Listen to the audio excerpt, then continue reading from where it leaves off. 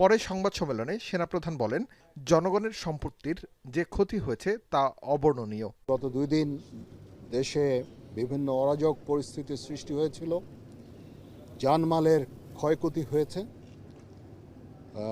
দেশের জনগণের অনেক সম্পত্তি ধ্বংস হয়েছে। তো সেগুলোকে রক্ষা করার জন্য মূলত এবং জনগণের নিরাপত্তা দেওয়ার জন্য আমাদেরকে সেনাবাহিনীকে নিয়োগ দেওয়া হয়েছে। তো আমরা নিয়োগপ্রাপ্ত হয়ে আমরা ডিপ্লয় করেছি। 48 ঘন্টার মধ্যেই আমি মনে করি যে একটা স্বাভাবিক পরিস্থিতি ফেরত এসেছে। এ সময় তিনি জনগণকে আশ্বস্ত করে বলেন, স্বাভাবিক হতে শুরু করেছে দেশের পরিস্থিতি। দেশের পণ্য পরিবহন ব্যবস্থা আস্তে আস্তে স্বাভাবিক হচ্ছে।